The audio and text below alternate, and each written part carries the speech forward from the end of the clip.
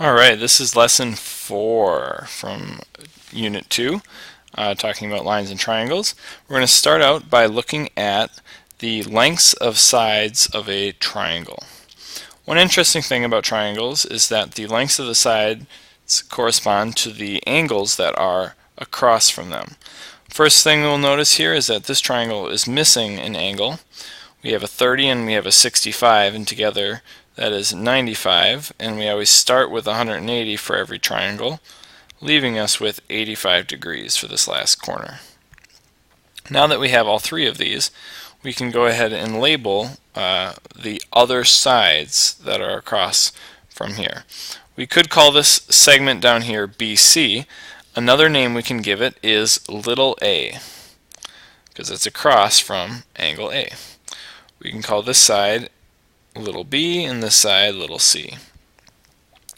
Now, one of the benefits to that is we know which angles and which sides correspond here. So if I'm looking for the smallest side, I'm going to look across from the smallest angle.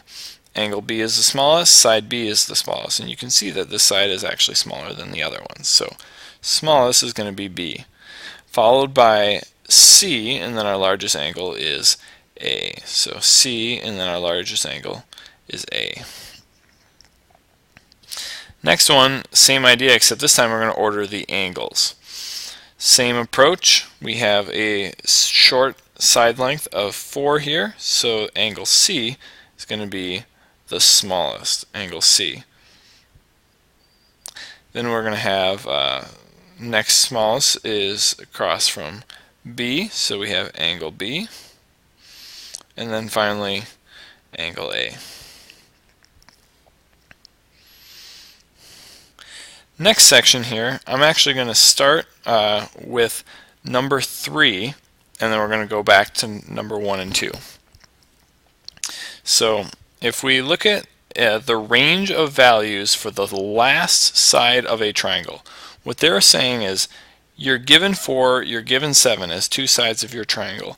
What is the smallest that this number could be on this last side? What is the largest that this could be? Now, the way I like to do this is to start with a picture. If we imagine this triangle being really flat, you have your 7 and your 4, and then you have your missing side here. And you think, how short could that be? Well, if you want your 4 and some number to stretch across the 7, and it has to be at least 3. 3 would get it perfectly stretched across, but it has to be a little bit bigger, because if it was exactly 3, it'd be a flat line. So it has to be something more than 3. And on the other side, let's imagine stretching it out the long way. So we have a 7 and then we have a 4, kind of have a very slight angle here, and we need to reach all the way across this. Then you're going to have to add that up. It's going to have to be 11, but it can't be quite 11. It has to be a little bit less than 11. So the way that you would write your range for S is that S is trapped between 3 and 11. 3 being, if you cover up part of this here, you can look and say S is greater than 3. If you cover up this part here, you can say that S is less than 11. And by writing it this way, you can see that S is between 3 and 11. Simple way to do that, simply add or subtract the 2 to get the low end, add the 2 to get the high end. We'll go to number 4 and then we'll work our way back up.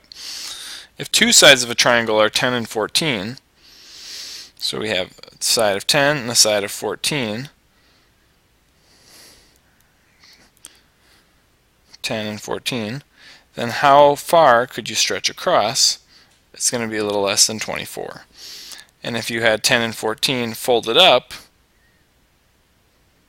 10 and 14 folded up, that little side here is going to have to be bigger than 4. So you would write your answer as you are trapped between 4 and 24. So using the same logic, let's go back to numbers 1 and 2. First one says, can 2, 3, and 5 be the lengths of a triangle?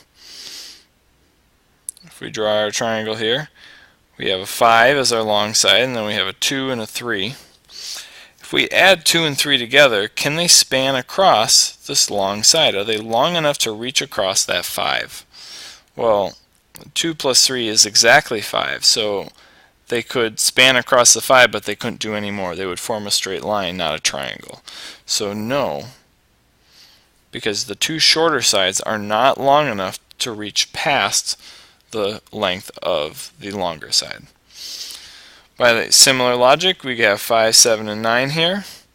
We take our longest side and we say, okay, I have a 9. Could I reach across with a 7 and a 5?